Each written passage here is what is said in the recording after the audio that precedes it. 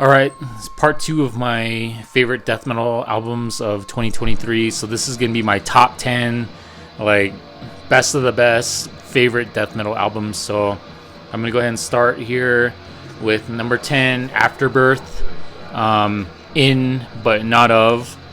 This is their third album from Afterbirth, and so this is like progressive death metal. So I mentioned Horrendous at the end of my part one of the death metal videos here, and this is definitely more like on the death metal side of like progressive death metal. I was a big fan of like Artificial Brain, which the lead singer of Afterbirth, his name's Will Smith. When he announced that he was gonna focus on like Afterbirth, and leave like Artificial Brain, I decided to check out Afterbirth's 2020 album, the Four Dimensional Flesh album, which was really cool, really introduced me to the band. And so this album picks up where that album left off. They just have a really technical style of progressive death metal. I really dig this album. When I was making this list, I kept thinking, man, I really want to make this higher, but I definitely wanted to include it in my top 10 favorites. I got the CD here.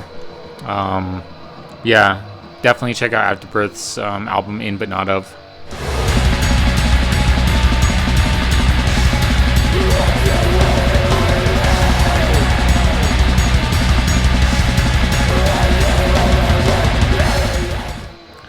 All right, number 9, another progressive death metal album here.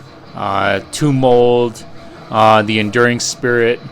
This is the fourth album from the Canadian progressive death metal band, Tomb Mold. And this album has a lot of like almost like jazz like sections. Definitely check out track 3, Will of Whispers. This probably has the most like jazzy like parts of their songs. I mean, to me, at first I was a little off put by the jazz sections, but then I realized like the members, some of the members of Tomb Mold are in Dream Unending, and Dream Unending definitely have that style, so they were definitely kind of incorporating like their Dream Unending like approach. Definitely it reminds me of like Blood Incantation. If you dig Blood Incantation and Dream Unending, you'll love this Tomb Mold album. It's really good. I really dig it. Of all the progressive death metal albums, this was my favorite.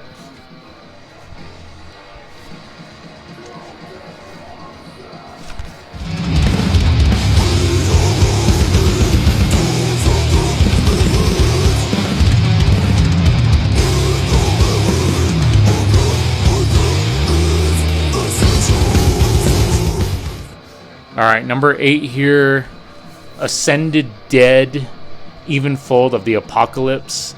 I believe this is their second album. This is like savage, like bestial, like death metal. I'm a big fan of theirs. I was a fan of their first album that came out, was it 2017? When I heard they were releasing an album this year, I was really looking forward to it. This album is not for like casual listeners of like metal, or casual like people who don't really understand like war metal or like grindcore. This is a really like just aggressive, savage album. I think they definitely have appreciation for like those early bands of death metal, like early like Sepultura, Morbid Visions era Sepultura, Possessed, Sarcophago, like the early death albums. I think this album really celebrates that early style of death metal. It's really like chaotic, and I really dig it. yeah, I definitely want to get more into their catalog. I have their first album, and I have their like split that they put out like I think like 2 years ago. But yeah, this is just an amazing album. Definitely check it out if you're a fan of those early like Death, Sepultura albums.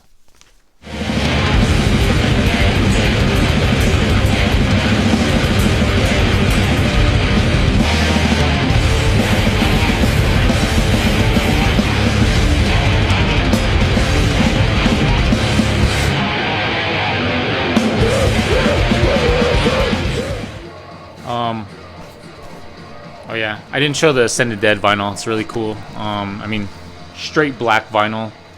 That's all you need. Like I think the black vinyl fits this like style of music.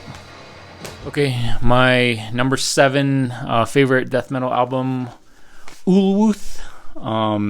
This is their first album of Existential Distortion. So this is like blackened death metal from Iceland, I believe. Yeah, so this is pretty interesting stuff. I'm a fan of like the Dark Descent record label here. So Dark Descent and Profound Lore are my favorite like record labels. Anything that these like record labels put out, I'm always gonna check out no matter what. Just because I trust like the guys behind those labels and their taste in music. But Ulwuth, yeah, this is pretty interesting. It's like I would say like has a lot of like melody. Definitely, I would say like melodic blackened death metal. Really, honestly, reminds me of like the very like early like Amon Amarth albums. If you play this album and then go back and listen to like the first 4 like Amon Amarth albums, you'll hear a lot of similarities. Yeah, I really dig it. I was really like surprised by how melodic it was. And then here's the vinyl here.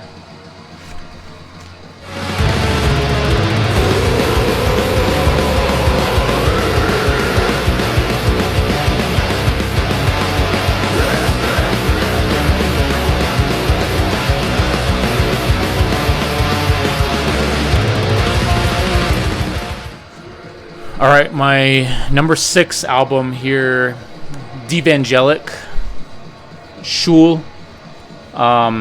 This is the 4th album from Devangelic. Devangelic are Italian brutal death metal.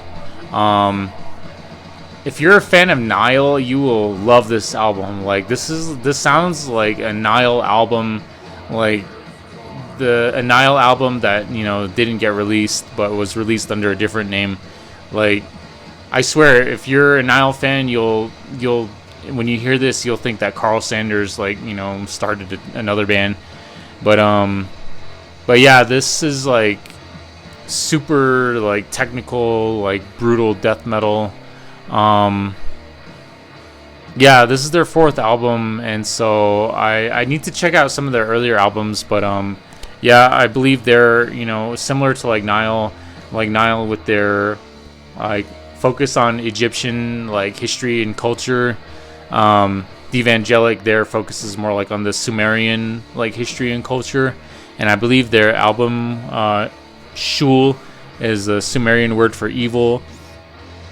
And then I looked into this, like I guess the band wanted to write an album that focuses on the concept of evil, and the humans have like an introspective conflict with evil and their inner demons.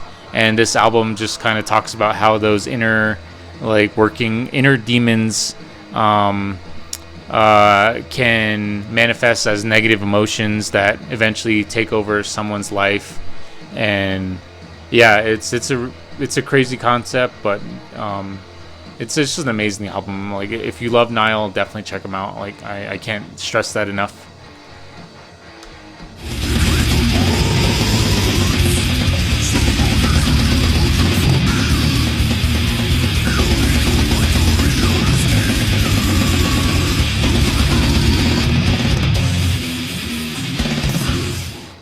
All right, I believe I'm on number 5.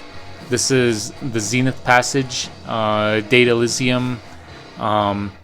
This is the third album from Los Angeles technical death metal band, Zenith Passage. Yeah, I just have to say this is like high quality, like technical death metal. Like the production on here is super clean. Yeah, lots of really cool riffs that remind me of like early 2000s, like Decapitated.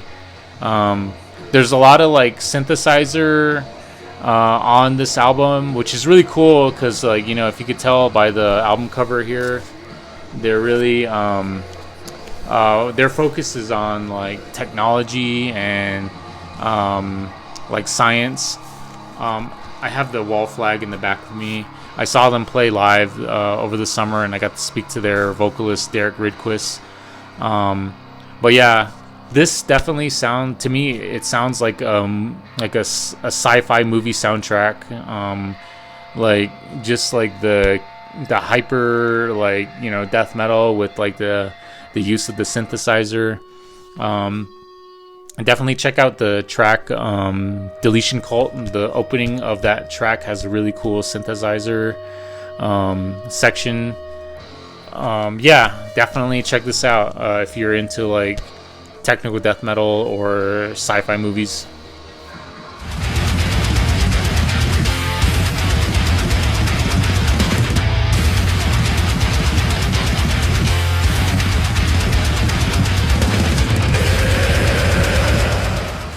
All right, number 4 here, Street Tombs, Reclusive Decay. This is the first full length from Santa Fe, New Mexico's Street Tombs. They play like a style of death metal which is kind of like more on the thrash side. I would say it has a lot in common with bands like High on Fire and Necrot. You know, they tend to focus more on the riff, and you know, they have a riff that kind of carries throughout the whole song, which is really cool. It's also like death metal that doesn't like break the speed limit. I would say that their music, you know, keeps the speed under 75 miles per hour. So, you know, you could set the speed to cruise control and, like, you know, bang your head. So, you know, you don't cause like some crazy like vehicular manslaughter accident. Yeah, this is a really good album. Definitely, if you're a fan of a High on Fire or Necrot, you'll really dig this. Overall, I'm just glad to see like some New Mexico like bands get some recognition this year, and this album definitely was one of my favorites. And I've seen them live a few times in Albuquerque, and so yeah, they definitely like bring it when they play live.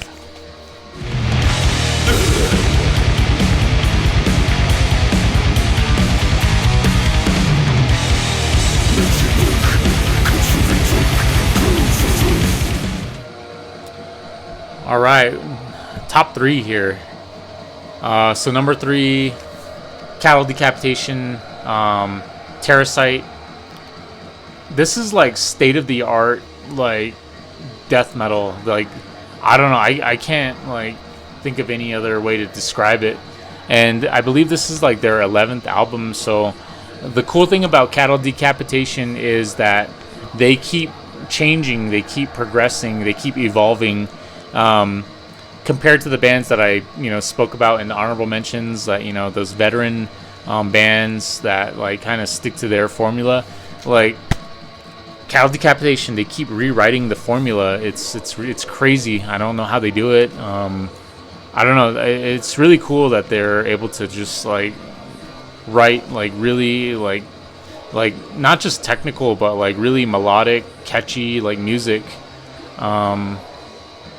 One thing I noticed, that if you listen to this on like headphones, like you know, headphones, not earbuds, but headphones, you'll hear a lot of like really cool stuff on this album. Yeah, it's I don't know, I guess like Scourge of the Offspring, like, you know, I think that's like one of the singles from this album. You'll hear a lot of really cool stuff if you get yourself like a pair of like really, you know good headphones. I would recommend listening to it on that. You know, it sounds different from listening to it on earbuds and listening to it like on a stereo setup. Yeah, I saw him live at the Decibel tour earlier this year with like Dark Funeral, 200 Stab Wounds, and Black Braid. So that was really cool live show. Their live songs from this album sound amazing. And then I got the I guess it's called the Fleshy Architect like vinyl. But yeah, amazing album. I don't know how they keep doing it, but they keep topping themselves. And so yeah, Terrorcyte, number 3.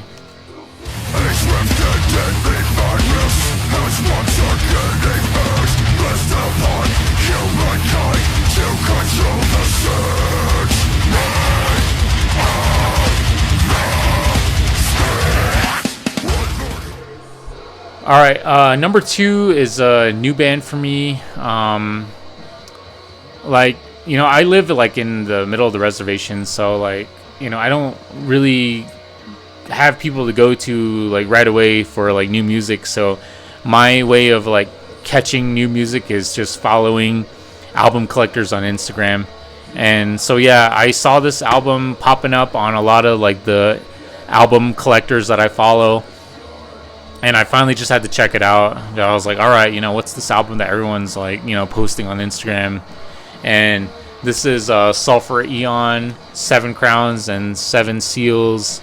I don't know if you can see it. I got the poster behind me. Yeah, holy shit. This could have easily been number 1, but like, oh my god, this is just I would say melodic blackened death metal. Yeah, I really recommend this to people who haven't heard this band. This is their 3rd full album. Yeah, I would say like, just, I don't know, every track is just pummeling. Like there's like just guitar riffs and pummeling blast beats, but then there's also like just like this really soothing like melodic lead guitar over all that like aggressive like music playing. I don't know, it just has a really dark and like suffocating atmosphere, and on top of that it's just a barrage of blackened death metal like riffs and like blast beats. And I would say there's a lot of ebb and flow. Like, you know, it gets really heavy and then it kind of calms down and then it gets really heavy again.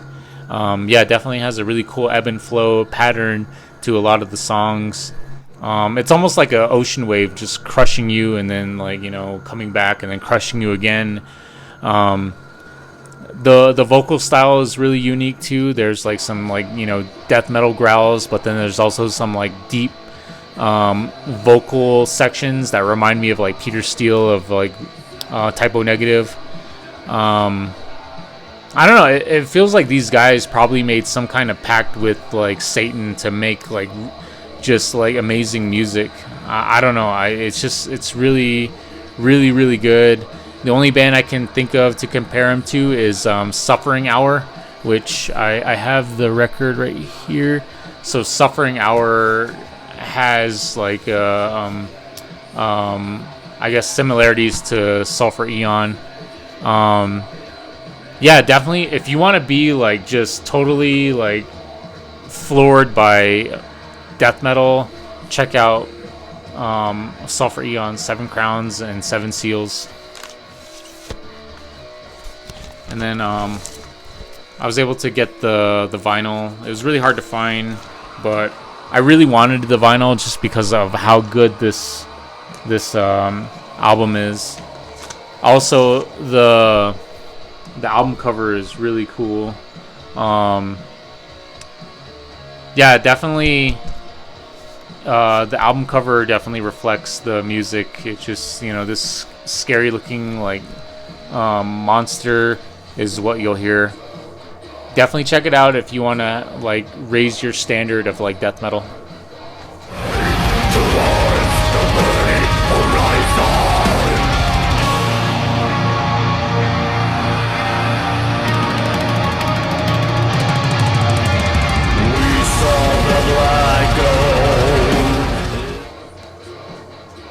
All right, my number 1 death metal album of the year Majesties, Vast, Reaches Unclaimed. This is melodic death metal. It's definitely not like brutal or pummeling. This is like melodic death metal, similar to like In Flames, early like 90s albums. This album is dedicated to the spirit of early and mid 1990s Scandinavian melodic death metal. In Flames, Dark Tranquillity, Naglfar. There's all those like mid 90s bands. At the Gates, you'll hear it in this album. And the reason I love this album and as my number one is because that style of like death metal is what got me really into extreme music. Like At the Gates, In Flames, Dark Tranquillity. Those were all like my my gateway bands.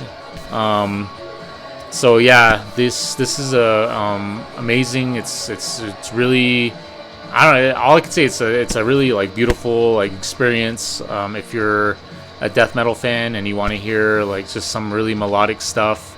The members of the bands I believe are in Obsequiae and Inexorum, so they definitely have the skills and they have the chops to play this type of music.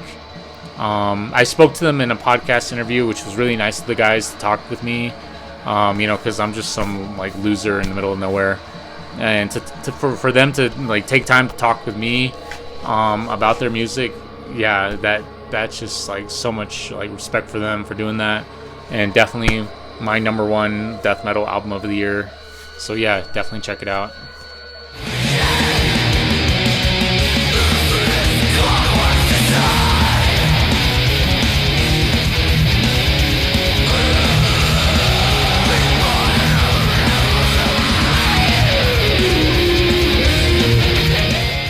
All right, that's my death metal list. It was like pretty exhausting. I got sick last week, and so I kind of had to take a break for a little while, and then I immediately had to go back to work. So didn't have a whole lot of time to pick up on this, but I'm gonna do another list for doom metal just because there's a lot of sick just like slow doomy like albums this year. So I'm gonna do one, and then I'm gonna do my top 10 like overall like albums of the year.